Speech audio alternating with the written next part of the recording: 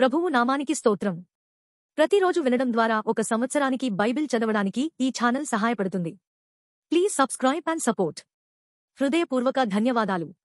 నేటి వేద భాగం సంఖ్యాకాండము 5వ అధ్యాయము.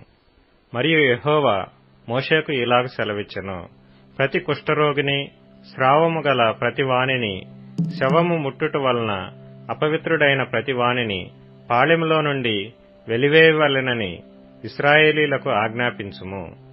నేను నివసించుచుండు వారి పాళెమును వారు అపవిత్రపరచకుండునట్లు మగవానినేమి ఆడుదానినేమి అందరినీ పంపివేయవలెను.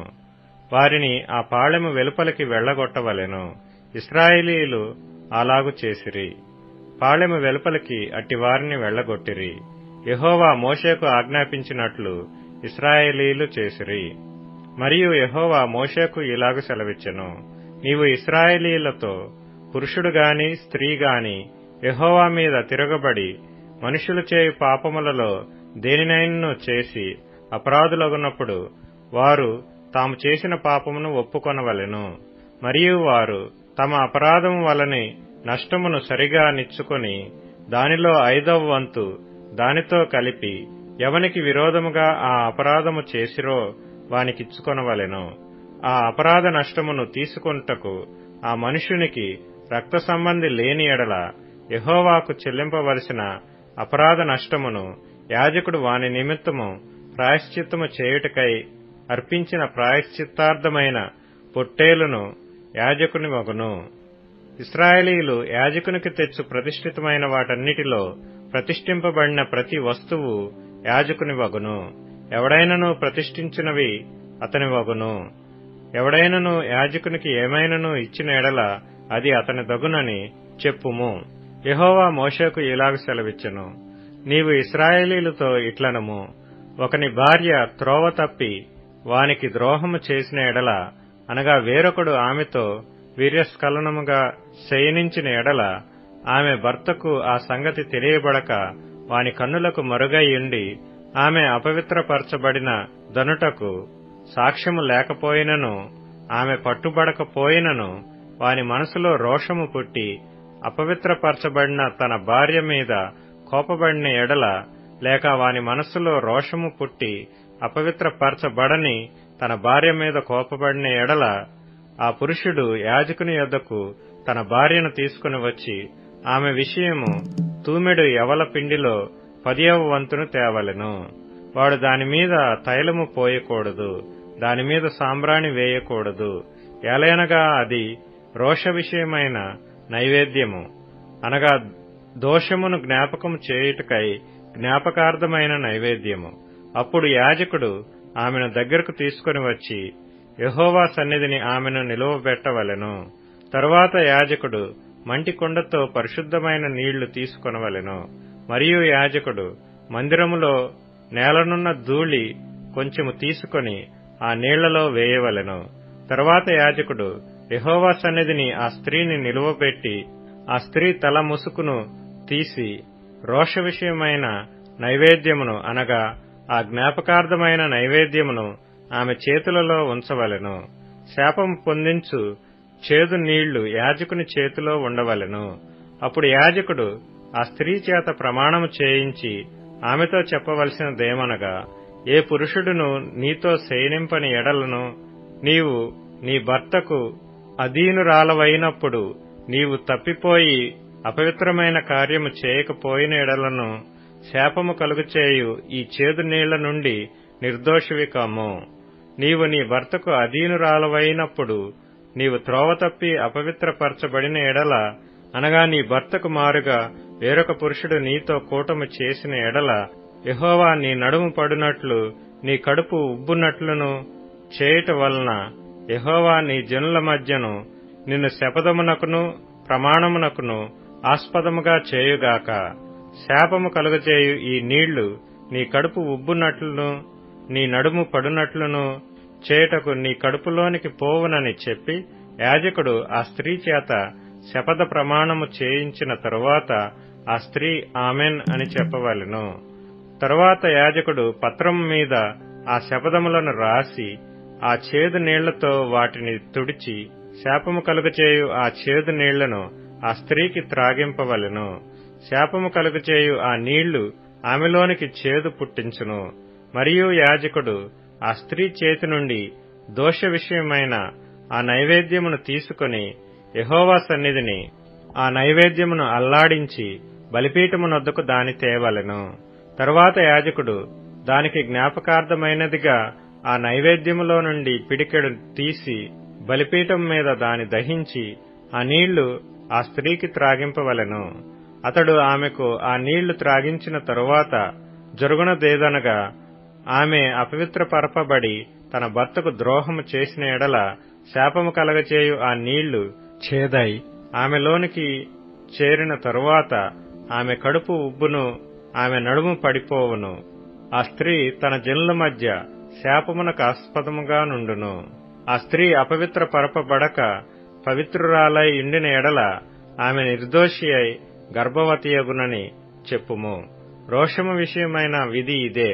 ఏ స్త్రీ అయినను తన భర్త అధీనములో నున్నప్పుడు త్రోవ తప్పి అపవిత్రపడిన ఎడలనేమి, లేక వానికి రోషము పుట్టి తన భార్య మీద కోపపడిన ఎడలనేమి, వాడు యెహోవా సన్నిధిని ఆ స్త్రీని నిలవబెట్టినప్పుడు యాజకుడు ఆమె ఎడల సమస్తము విధి చొప్పున చేయవలెను. అప్పుడు ఆ పురుషుడు నిర్దోషియగును. ఆ స్త్రీ తాను చేసిన దోషమును భరింపవలెను. సంఖ్యాకాండము 6వ అధ్యాయము.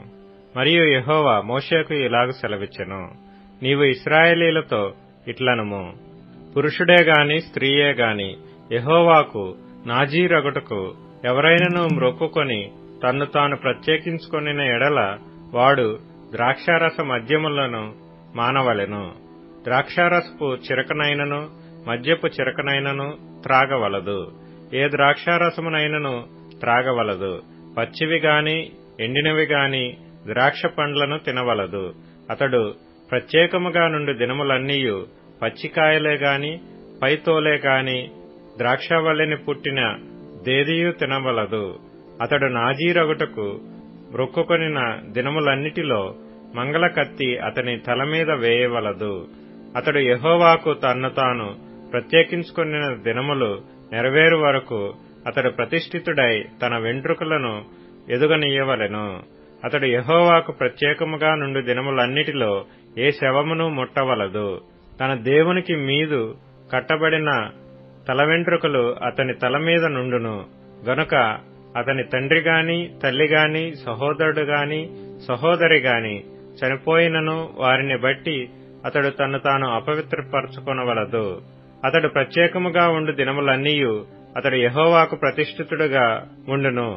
ఒకడు అతని యొద్ద హఠాత్తుగా చనిపోవుట వలన ప్రత్యేకముగా ఉండువాని తల అపవిత్రపరపబడిన ఎడల అతడు పవిత్రపరపబడు దినమున అనగా 7వ దినమున తన తల గొరిగించుకొనవలెను. 8వ దినమున అతడు 2 తెల్లగువ్వలనైనను 2 పావురపు పిల్లలనైనను ప్రత్యక్షపు గుడారము యొక్క ద్వారమునద్దనున్న యాజకుని యొద్దకు తేవలెను. అప్పుడు యాజకుడు ఒకదానితో పాపపరిహారార్థ బలిని 2వ దానితో దహన బలిని అర్పించి వాడు శవము ముట్టుట వలన పాపి అయినందున వాని నిమిత్తము ప్రాయశ్చిత్తము చేసి ఆ దినమున పరిశుద్ధపరపవలెను. మరియు తాను ప్రత్యేకముగా ఉండు దినములను మరలా యెహోవాకు తన్ను ప్రత్యేకించుకొని అపరాధ పరిహారార్థ బలిగా ఏడాది గొర్రెపిల్లను తీసుకొని రావలెను. తన వ్రత సంబంధమైన తల వెంట్రుకలు అపవిత్రపరపబడిన గనుక మునుపటి దినములు వ్యర్థమైనవి. నాజీరు ప్రత్యేకముగా ఉండు దినములు నిండిన తరువాత వాని గూర్చిన విధి ఏదనగా, ప్రత్యక్షపు గుడారం యొక్క ద్వారమునొద్దకు వానిని తీసుకొని రావలెను. అప్పుడతడు దహన బలిగాను నిర్దోషమైన ఏడాది మగ గొర్రెపిల్లను, పాప పరిహారార్థ బలిగాను నిర్దోషమైన ఏడాది ఆడు గొర్రెపిల్లను, సమాధాన బలిగాను నిర్దోషమైన యొక్క పొట్టేలును, గంపెడు పొంగని పిండి అనగా గోధుమ పిండి వంటలను, నూనె కలిపిన గోధుమ పిండితో చేసిన భక్ష్యములను, నూనె పూసిన పొంగని పూరీలను, వాటి నైవేద్యమును పానార్పణములను అర్పణముగా యెహోవా యొద్దకు తేవలెను. అప్పుడు యాజకుడు యెహోవా సన్నిధికి వాటిని తెచ్చి అతని నిమిత్తము పాప పరిహారార్థ బలిని దహన బలిని అర్పింపవలెను.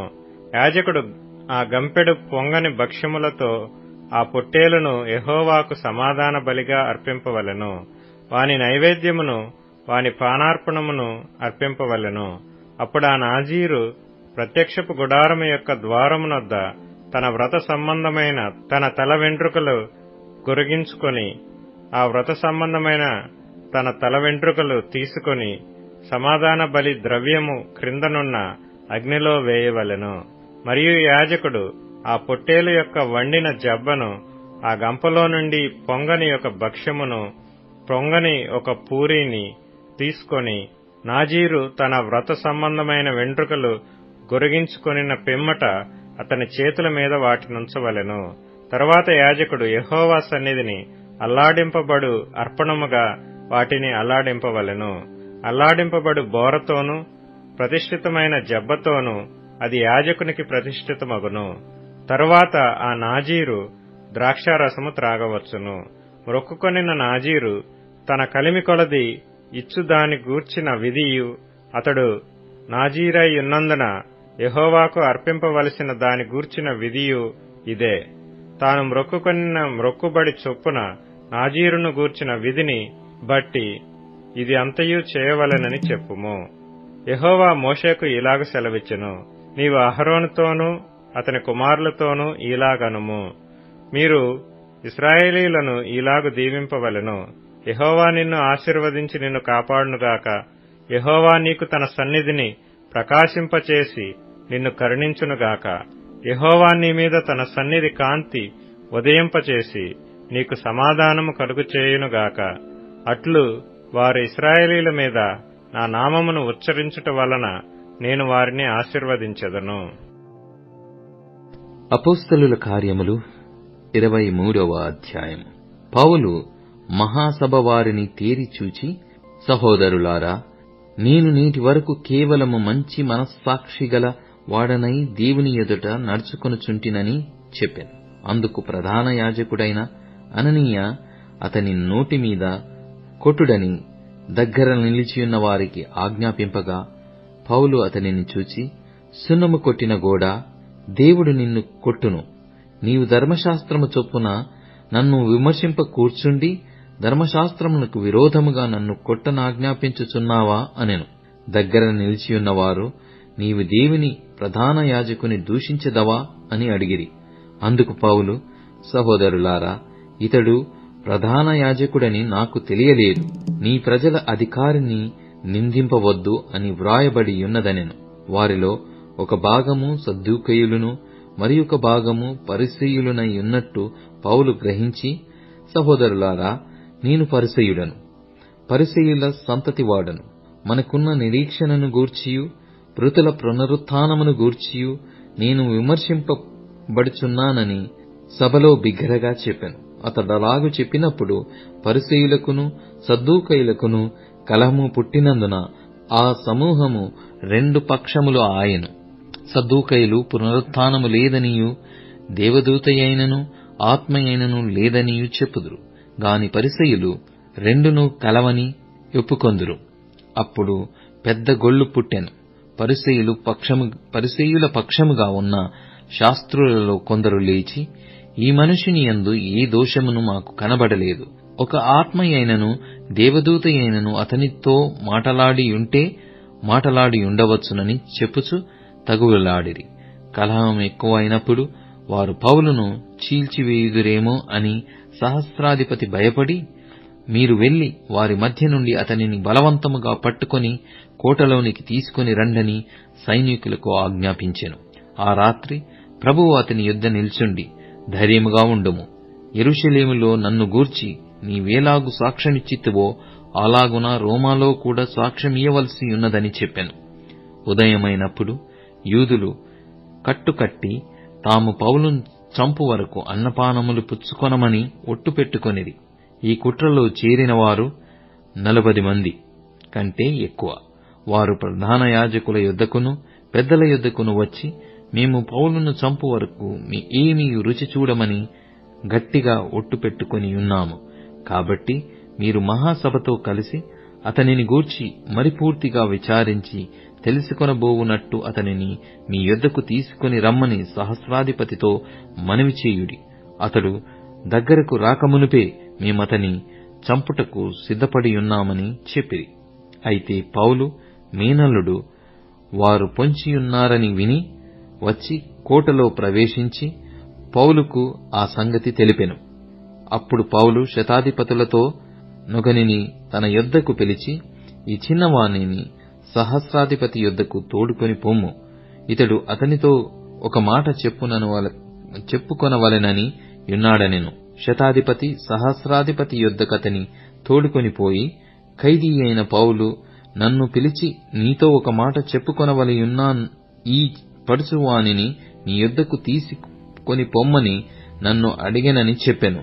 సహస్రాధిపతి అతని చేయి పట్టుకొని అవతలకు తీసుకొని పోయి, నీవు నాతో చెప్పుకొనవలెనని యున్నదేమని ఒంటరిగా అడిగెను. అందుకతడు, నీవు పౌలును గూర్చి సంపూర్తిగా విచారింపబోవునట్టు అతనిని రేపు మహాసభ యొద్దకు తీసుకుని రావాలెనని నిన్ను వేడుకొనుటకు యూదులు కట్టుకట్టియున్నారు. వారి మట్టుకు నీవు సమ్మతింపవద్దు. వారి మాటకు నీవు సమ్మతింపవద్దు. వారిలో 40 మంది కంటే ఎక్కువ మనుష్యులు అతని కొరకు పొంచియున్నారు. వారు అతని చంపు వరకు అన్నపానములు పుచ్చుకొనమని ఒట్టు పెట్టుకొనియున్నారు. ఇప్పుడు నీ యొద్ద మాట తీసుకొనవలెనని కనిపెట్టుకొని సిద్ధముగా ఉన్నారని చెప్పాను.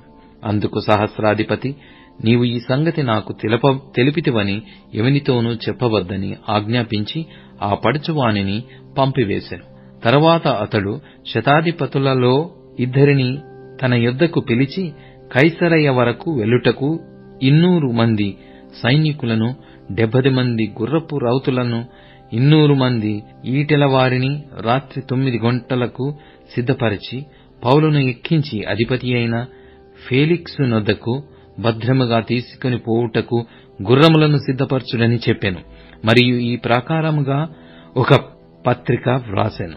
మహా ఘనత వహించిన అధిపతి అయిన ఫేలిక్సుకు క్లౌదియా లూసియా వందనములు. యూదులు ఈ మనిషిని పట్టుకొని చంపబోయినప్పుడు అతడు రోమీయుడని నేను విని సైనికులతో వచ్చి అతనిని తప్పించితిని. వారు అతని మీద మోపిన నేరమేమో తెలుసుకొనగోరి నేను వారి మహాసభ యొద్దకు అతనిని తీసుకొని వచ్చితిని. వారు తమ ధర్మశాస్త్ర వాదములను గూర్చి అతని మీద నేరము మోపిరే గాని మరణమునకైనను బంధకములకైనను తగిన నేరము అతని యందేమియూ కనపరచలేదు. అయితే వారు ఈ మనిషిని మీద కుట్ర చేయనయ్యున్నారని నాకు తెలియవచ్చినందున వెంటనే అతని నీ యొద్దకు పంపించితిని. నేరము మోపిన వారు కూడా అతని మీద చెప్పవలెనని యున్న సంగతి నీ ఎదుట చెప్పుకొన ఆజ్ఞాపించితిని. కాబట్టి అతడు వారికాజ్ఞాపించిన ప్రకారము సైనికులు పౌలును రాత్రివేళ అంతిపత్రికి తీసుకొని పోయిరి. మరునాడు వారతనితో కూడా రౌతులను పంపి తాము కోటకు తిరిగి వచ్చిరి. వారు కైసరయకు వచ్చి అధిపతికి ఆ పత్రిక అప్పగించి పౌలును కూడా అతని ఎదుట నిలవబెట్టిరి. అధిపతి ఆ పత్రిక చదివినప్పుడు అతడు ఏ ప్రదేశపు వాడని అడిగి, అతడు కిలికియ వాడని తెలుసుకొని, నీ మీద నేరము మోపువారు కూడా వచ్చినప్పుడు నీ సంగతి పూర్ణముగా విచారింతునని చెప్పి హేరోదు అధికార మందిరములో అతనిని కావలియందుంచవలెనని ఆజ్ఞాపించెను. అపోస్తలుల కార్యములు 24వ అధ్యాయం. 5 దినములైన తరువాత ప్రధాన యాజకుడైన అననీయయు కొందరు పెద్దలును తెర్తుల్లు అను ఒక న్యాయవాదియు కైసరయకు వచ్చి పౌలు మీద తెచ్చిన ఫిర్యాదు అధిపతికి తెలియజేసిరి. పౌలు రప్పింపబడినప్పుడు తెర్తుల్లు అతని మీద నేరము మోపనారంభించి ఇట్లనెను: మహాఘనత వహించిన ఫెలిక్సా, మేము తమ వలన ఎంతో నెమ్మది అనుభవించుచున్నామనియు ఈ దేశ జనమునకు సంభవించిన అనేకమైన కీడులు తమ పరమాశచేత దిద్దుబాటవుచున్నవనియు ఒప్పుకొని మేము సకల విధములను సకల స్థలములలోనూ పూర్ణ కృతజ్ఞతతో అంగీకరించుచున్నాము. నేను తమకు ఎక్కువ ఆయాసము కలుగజేయకుండా మేము క్లుప్తముగా చెప్పుకొను దానిని తమరు ఎప్పటి వలె శాంతముగా వినవలెనని వేడుకొనుచున్నాను. ఈ మనుష్యుడు పీడ వంటివాడును, భూలోకమందున్న సకలమైన యూదులను కలహమునకు రేపువాడును, నజరేయుల మతభేదమునకు నాయకుడయ్యున్నట్టు మేము కనుగొంటిమి. మరియు ఇతడు దేవాలయమును అపవిత్రము చేయుటకు యత్నపడెను గనక మేము అతని పట్టుకొంటిమి. తమరు విమర్శించిన ఎడల మేము ఇతని మీద మోపుచున్న నేరములన్నీయు తమకే తెలియవచ్చునని చెప్పాను.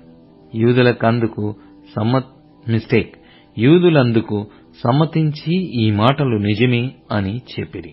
అప్పుడు అధిపతి మాటలాడుమని పౌలునకు సైగజేయగా అతడిట్లనెను, తమరు బహు సంవత్సరముల నుండి ఈ జనమునకు న్యాయాధిపతులయ్యున్నారని ఎరిగి నేను ధైర్యముతో సమాధానము చెప్పుకొనుచున్నాను. యెరూషలేములో ఆరాధించుటకు నేను వెళ్లిన నాటి నుండి 12 దినములు మాత్రమే అయినదని తమరు విచారించి తెలుసుకొనవచ్చును. దేవాలయములోనేమి, సమాజ మందిరములలోనేమి, పట్టణములోనేమి నేను ఎవనితోనూ తర్కించుటయైనను జనులను గుమిగూర్చుటయైనను వారు చూడలేదు. మరియు వారు ఇప్పుడు నా మీద మోపు నేరములను తమరికి రుజువుపరచలేరు. ధర్మశాస్త్రమందు ప్రవక్తల గ్రంథముల యందును వ్రాయబడియున్నవన్నీయు నమ్మి నీతిమంతులకును అనీతిమంతులకును పునరుత్థానము కలుగబోవుచున్నదని వీరు నిరీక్షించుచున్నట్టు నేను కూడా దేవుని యందు నిరీక్షణయుంచి వారు మతభేదమని పేరు పెట్టు ఈ మార్గము చొప్పున నా పితరుల దేవునిని సేవించుచున్నానని తమరి ఎదుట ఒప్పుకొనుచున్నాను. ఈ విధమున నేనును దేవుని ఎడల మనుషుల ఎడల ఎల్లప్పుడూ నా మనస్సాక్షి నిర్దోషమైనదిగా ఉండునట్లు అభ్యాసము చేసుకొనుచున్నాను. కొన్ని సంవత్సరములైన తరువాత నేను నా స్వజనులకు దాన ద్రవ్యమును కానుకలను అప్పగించుటకు వచ్చితిని. నేను శుద్ధి చేసుకొనిన వాడనై ఇలాగు అప్పగించుచుండగా వారు దేవాలయములో నన్ను చూచిరి. నేను గుంపు కూర్చి ఉండలేదు, నా వలన అల్లరి కాలేదు. ఆసియా నుండి వచ్చిన కొందరు యూదులు ఉండిరి. నా మీద వారికేమైనా ఉన్న ఎడల వారే తమరి సన్నిధికి వచ్చి నా మీద నేరము మోపవలసియుండెను. లేదా నేను మహాసభ ఎదుట నిలిచియున్నప్పుడు మృతుల పునరుత్థానమును గూర్చి నేడు వారి ఎదుట విమర్శింపబడుచున్నానని వారి మధ్య నిలువబడి నేను బిగ్గరగా చెప్పిన ఈ యొక్క మాట విషయమై తప్ప నాయందు మరి ఏ నేరమైనను వీరు కనుగొనియుంటే వీరైన చెప్పవచ్చుననెను. ఫేలిక్సు ఈ మార్గమును గూర్చి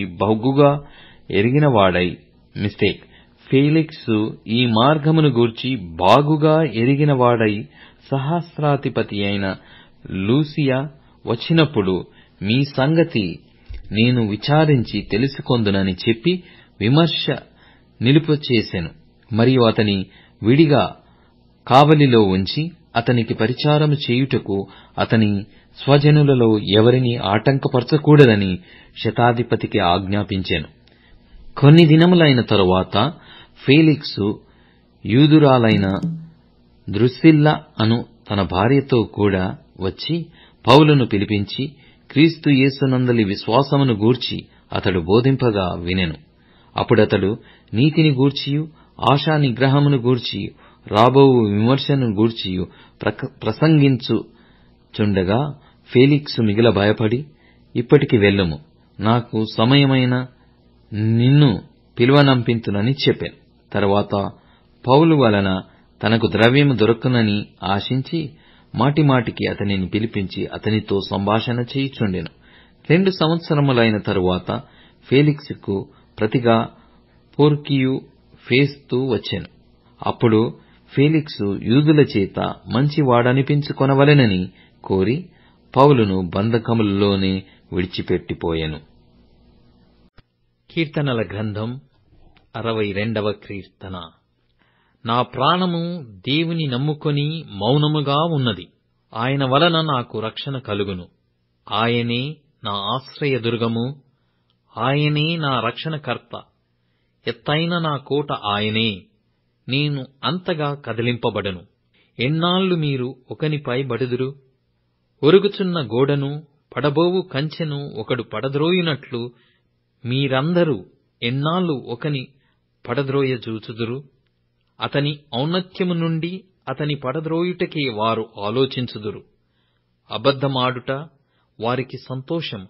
వారు తమ నోటితో శుభవచనములు పలుకుచు అంతరంగములో దూషించుదురు. నా ప్రాణమా, దేవుని నమ్ముకొని మౌనముగా నుండుము. ఆయన వలనని నాకు నిరీక్షణ కలుగుచున్నది. ఆయనే నా ఆశ్రయదుర్గము, నా రక్షణాధారము. నా ఎత్తైన కోట ఆయనే, నేను కదిలింపబడను.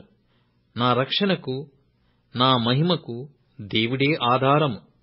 నా బలమైన ఆశ్రయదుర్గము, నా యాశ్రయము దేవుని యందే యున్నది. జనులారా, ఎల్లప్పుడూ ఆయన యందు నమ్మికయుంచుడి. ఆయన సన్నిధిని మీ హృదయములు కుమ్మరించుడి. దేవుడు మనకు ఆశ్రయము. అల్పులైన వారు వట్టి ఊపిరి అయ్యున్నారు. ఘనులైన వారు మాయస్వరూపులు. త్రాసులో వారందరూ తేలిపోవుదురు. వట్టి ఊపిరి కన్నా అలకనగా ఉన్నారు. బలత్కారమందు నమ్మికయుంచకుడి. దోచుకొనుట చేత గర్వపడకుడి. ధనము ఎచ్చినను దానిని లక్ష్యపెట్టకుడి. బలము తనదని ఒకమారు దేవుడు సెలవిచ్చెను, 2 మారులు ఆ మాట నాకు వినబడెను. ప్రభువా, మనుష్యులకందరికీ వారి వారి క్రియల చొప్పున నీవే ప్రతిఫలమిచ్చుచున్నావు. కాగా కృపచూపుటయు నీది.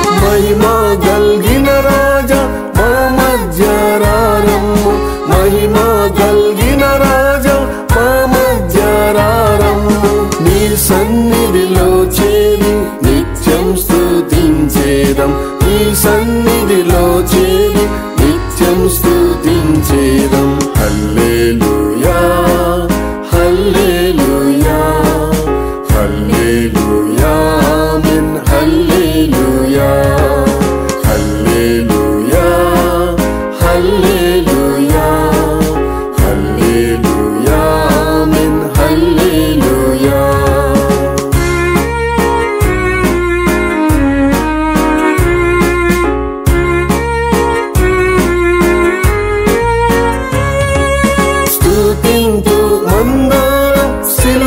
చెంతను చేరి స్తుతింతు మందరం, సిలువ చెంతను చేరి పరలోక మహిమతో ప్రభువా నింపుము మమ్ము. పరలోక మహిమతో ప్రభువా నింపుము మమ్ము. హల్లెలూయా, హల్లెలూయా, హల్లెలూయా, ఆమేన్. హల్లెలూయా, హల్లెలూయా, హల్లెలూయా, హల్లెలూయా, ఆమేన్. హల్లెలూయా.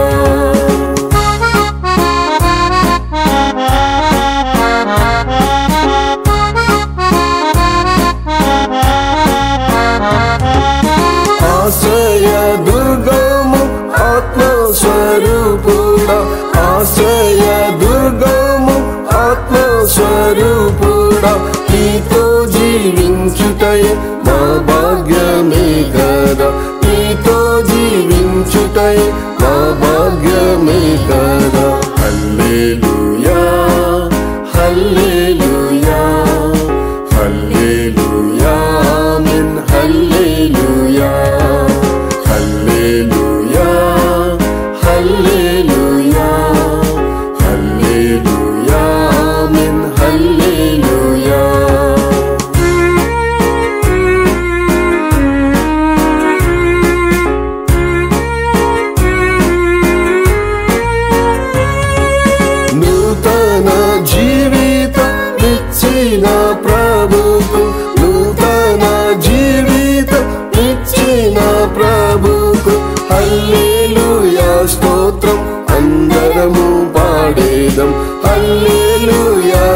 స్తోత్రం అందరము పాడేదం.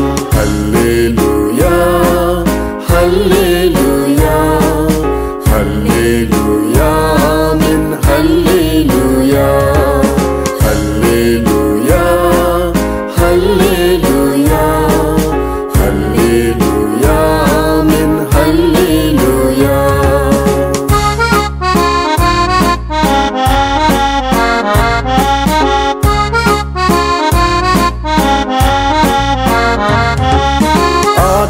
ఆత్మనాదామిమ్ము అనుసరించి మేము, ఆత్మనాదామిమ్ము అనుసరించి మేము, ఆత్మ శరీరము జీవము నిచ్చేదం. ఆత్మ శరీరము జీవము నిచ్చేదం. హల్లెలూయా హల్లెలూయా హల్లెలూయా ఆమేన్. హల్లెలూయా హల్లెలూయా హల్లెలూయా హల్లెలూయా ఆమేన్. హల్లెలూయా.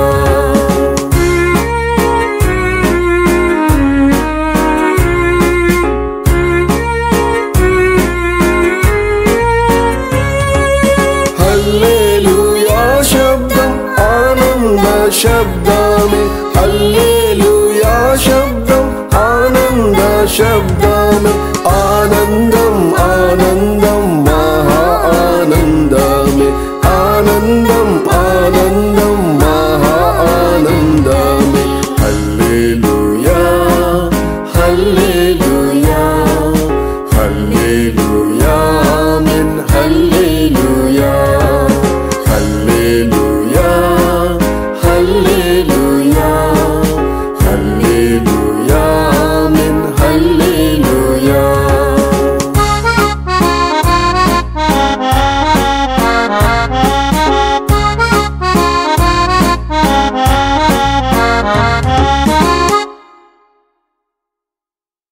ఇప్పుడు tune in, Spotify, Amazon music మరియు యూట్యూబ్ మ్యూజిక్ లో కూడా అందుబాటులో ఉంది. Please follow us.